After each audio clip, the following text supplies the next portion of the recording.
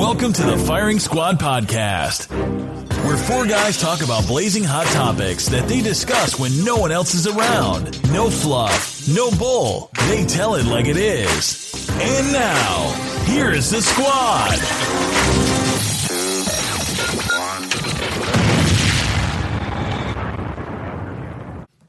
Yo, what's up, y'all? It's the Firing Squad Podcast. Once again, there's Ham. We got Lance, Rope, Mike, and Lyles on the line.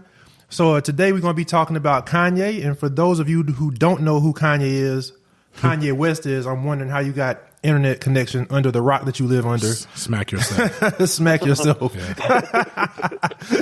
So who amongst the group is the most well-versed in Kanye's latest shenanigans? Go for it, because I didn't research it. So I'm hearing along with the viewers, listeners. I kind of know what was going on. I've heard both of the clips, and then that way because we got some experts on the phone from the mental health standpoint and from just like the industry standpoint. That is right. So when was his first show where he said, okay, so the first episode that happened, he was at one of his shows, I think it was in Sacramento, and he canceled Sacramento. He canceled Sacramento. That was the last one. Yeah. So he was going on one of his rants, and then he basically told his the audience that he didn't vote, but if he would have voted, he would have voted Trump. And of course, he was met with boos. I think that was Sacramento, and then he canceled shortly after that. But I know he canceled the one tonight in L.A. If I'm not mistaken. I believe he canceled the show tonight too. So he totally canceled the show. Sacramento, the one he walked off after 2 songs. Right. So it was a show before Sacramento, wherever he was before Sacramento. And when he went on the rant. And then he was just being random because he was talking about like Jay-Z and Beyoncé. I think he's still butthurt over like his kids not being able to play together. But that's all I got. I'm gonna let y'all take it from here. But that's just it was kind of the stuff he said in it too, because he said that he supported the way that Trump ran his campaign. Oh. He said that, yeah. And then there's another part in there too that he said.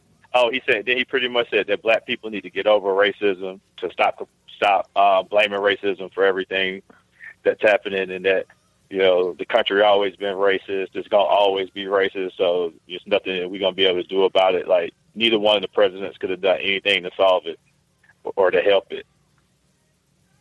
Well, there might be some truth to that, but yeah, it might be. Yeah, but there's one. But there's one person who's going to like take the situation and magnify it and make it worse either, which was him, right? Which was Trump.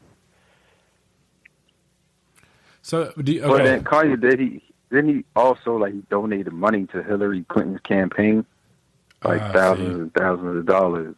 So it's kind of weird for him to go back and support Trump after he already put his money up on Hillary too. That's kind of crazy. What do you guys think Kanye was looking to gain from that statement? Because he's always about the shock value, but like, what do you think he wanted to gain in the mind of a crazy person, if you can even go there? I don't think it's necessarily. I mean, because if you know who Kanye West is and you're familiar with him, you have to know that he is a raging narcissist. I mean, in addition to that, I mean you could probably say he hasn't really been right since the death of his mother, and that was some years ago.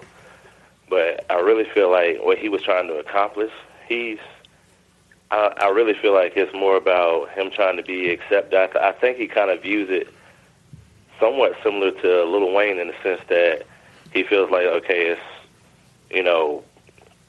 for the most part, just I'm going to say what I want to say. I feel like Trump would have did whatever, and he feels like the whole race thing. I think a lot of people, personally, I feel like a lot of people, specifically a lot of black males, feel like once they've made it and they feel like they've been accepted because, white people are playing their music or whatever the case may be, they feel like they're more socially accepted. Then they feel as though, okay, let's not talk about race anymore. Let's put the race card down. Let's not talk about it. Let's leave it alone. Let's move on and do other things. But it's not that simple. Let me present something else to you, because we as, just regular consumers, the normal consumers, let's talk about his fashion and stuff real quick. Like when we go to stores, we looking for whole T-shirts, colors. He got that what's that dang movie with the Mockingjay? The dang Oh yeah. The Hunger Games. Yeah, he got his clothing line look like the Hunger Games. He always talking about, look, he's like, oh, I'm a genius. I'm going to enlighten you guys about the industry. You don't get me. I really believe him being a narcissist, kind of piggybacking off of what Mike says. This is the ultimate opportunity for him to go against the grain.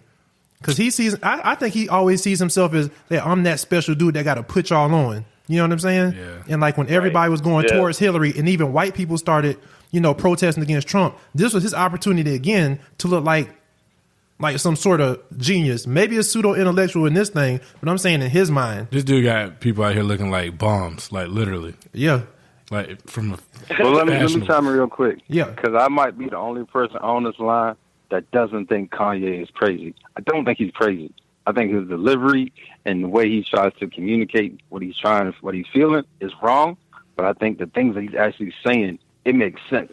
So maybe I'm crazy because he's saying that he was mad when he found out Beyoncé was playing a politic card when she refused to perform unless her video won Video of the Year at the VMAs. Yeah, what was that about? And Drake.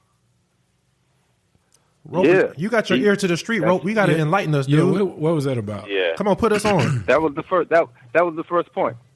He said Beyonce played the politic card at the VMAs, and she said she was not going to perform unless her video won Video of the Year over.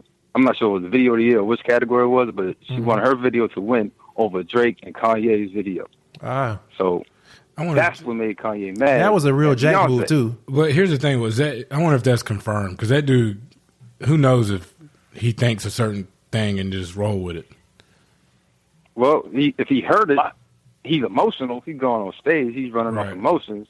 That's why he calling out Beyonce. Okay, can't be mad at that. Yeah, I can check. I can check off on that. He always been emotional though. I feel some type of way too. That's the first thing. Everybody agree that's not too crazy. Well, at his concert, was that the platform? Did we even care about that if you had a Kanye concert? Who's on tour with him? I mean, is Jay-Z and Beyoncé irrelevant at that point? Oh, but he might be feeling the type of way. Oh, good point, Roper. You did say his delivery is wrong, so I got you. You good. So, you good. Exactly. You good. Now, the second point he was saying, he was like, okay, I'm already talking about Beyonce, so I'm going to talk about Beyonce's husband, Jay-Z. I ain't heard from you in a while, man. Put some on board. My wife done got jacked by gunpoint, tied up in France. I ain't heard nothing from you. Like, if you my man, why you reach out to me? See if I'm okay. If my wife okay? My kids okay? Like, I ain't heard from you. So what kind of homie are you? But are they really close like that though, or are they just business associates? Obviously not. Obviously not. I wouldn't know, but if I had to guess, I mean, like, it's been a lot of speculation that Jay-Z's been the type of person that he kind of hangs around you to get, like, he's almost like a opportunist, like one of those, like a talent, like a talent hog or whatever. Like, he'll take what he can get off of you to make himself better, and then he kind of moves on. Like, it's been like people in the industry that have kind of mentioned that. They haven't really come out and said it like so direct. Like a parasite. parasite. But it's kind of like he kind of uses what you have to enhance his brand, and then he kind of moves forward. So I mean, if that's the case, I don't see that. I think Jay-Z just don't want. I think Jay-Z doesn't like to be attached to BS in the spotlight. Yeah, in the spotlight and stuff. And so he started falling back with Kanye because Kanye always in the headline. Right. And Kanye always doing something. He don't want to be attached. And to then the Kardashian link, that's a part of it that too. would push me away too. But that's fine. But if that's the case, I understand that part. But at the same token, calling someone a direct call to them is not putting yourself in the spotlight. Yep. Like, that doesn't necessarily have to be in the spotlight. If you talking to someone, like if we all celebrities, and I happen to call Rope or call Lyles or whatever, that's just a man-to-man exchange with me talking to one of y'all. That doesn't necessarily have to go into the spotlight. Like, now what Kanye does, yeah, I mean, that's why I said. So, but you don't know how far. But you don't know how far that relationship has deteriorated by now. So it may not be at that point. Hey, Creek, do you think? But I'm saying I don't think it was ever there. I don't think that relationship was ever there, personally. So you don't owe him anything.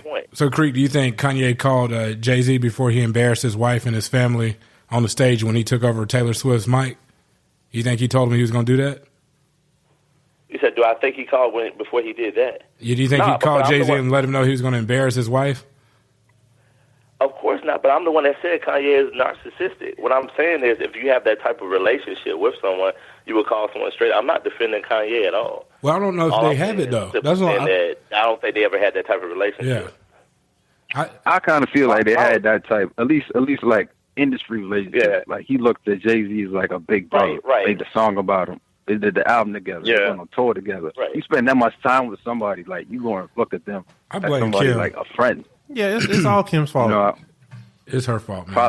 probably is. Watch the Throne. Were they together? Because I mean, my whole thing is that Kanye. The one thing I always liked about Kanye, outside of him, the music stuff or whatever, was the kind of the way that he came up. It always Kanye, to what Roper was saying, I always tend to think that he knows exactly what he's saying. I don't think he's crazy. I think he just doesn't have this filter or whatnot.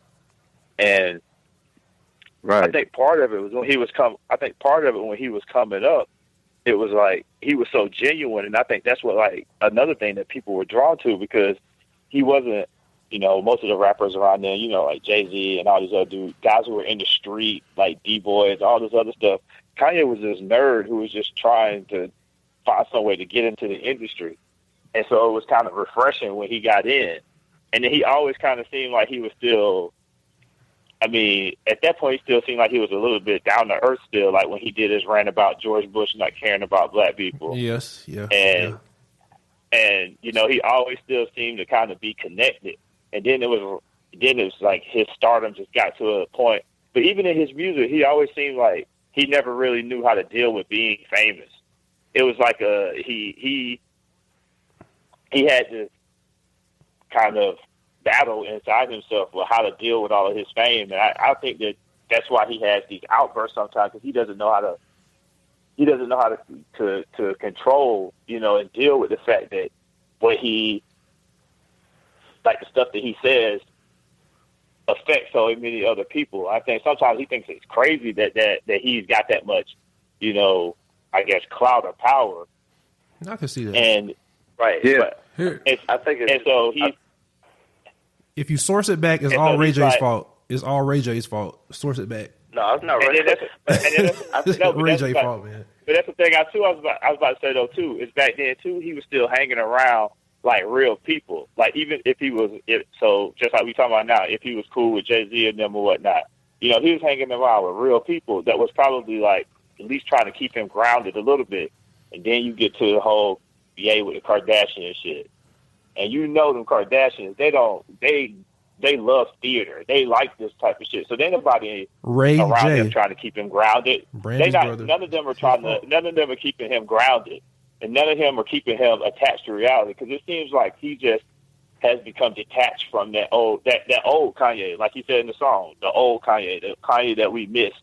He's become detached from that, and there's nobody to like talk to him and sit him down and say, "Hey, Kanye, you can't say shit like that, like you said about Trump. You can't talk about that." That right. man is but he knows better. Though. Racist. Right. That dude is a racist.